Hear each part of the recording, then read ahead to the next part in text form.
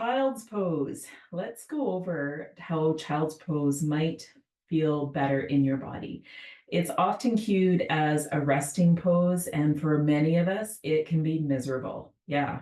So if you've experienced that, there are different techniques you can do to support yourself to make this pose nourishing. This child's pose is meant as a rest pose. It's meant to also stretch in, open into the hips, and reconnect to your breath.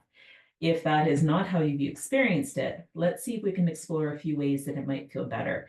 So I have all my props handy here, and I always like to have them anytime you're practicing, because you just never know when some pose is going to feel better with some different support, which may be different than the last time you practiced. So I do have a chip foam block. You can use whatever you'd like for softness. I do have a blanket, 2 blocks, and a bolster. Do with whatever you've got. Even a pillow or a cushion from your couch might do the trick.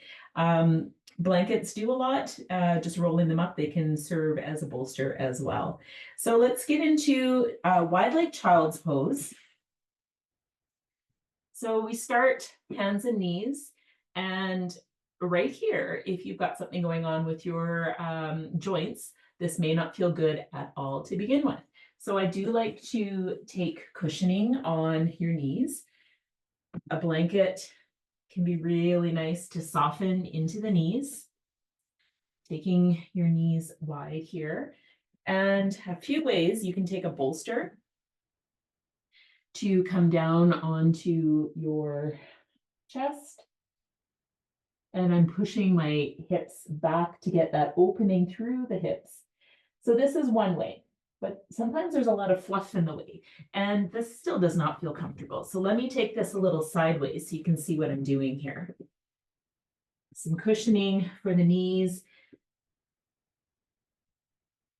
Another way we can set your bolster up is rise your bolster using blocks, or maybe 2 bolsters if you have the option. If you're in the studio, you have lots of props available. So again, it can be a practice of getting out of the headspace. If the person next to you is not doing this, you might get caught up in your head.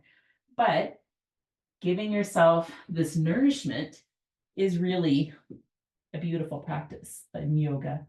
So you can see the shape of my body may not be what we typically think of in child's pose, but here I've got my arms underneath between the blocks. You can see I've got 1 block here, 1 block here, and there's a nice little space. And I'm just kind of hugging the bolster. So this feels good in my body. It's okay on the knees.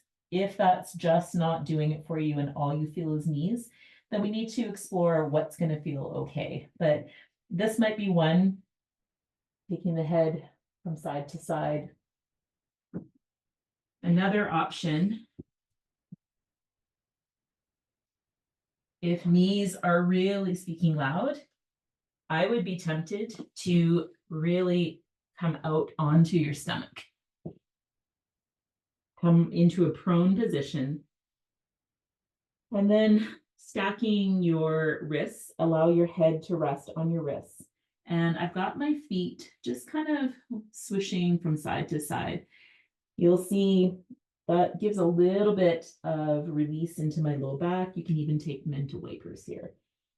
So although this is not getting into the hip space, we're being kind to our joints. If you've got wrist or knee issues, we definitely don't want to aggravate those. So this may be an option to try. If being on your stomach really is not serving you, we can come into a seated position. And I really like to offer sitting on a bolster or a block. Softer blocks are nice, but anytime we can take the hips a little higher than the knees, see what the body needs here. Blocks under the outer edge of the thighs can be really nice. See if this feels nourishing here. And yes, this is not child's pose, but it is a space that may be nourishing for your body. So I hope that gives you a few options to think about and feel empowered no matter which class you find yourself, if you're at home or at a class In a group setting, even if those variations are not cued to you, you are always welcome to take alternatives and see what really nurtures your body in that moment. So I hope that helped. Thanks for joining.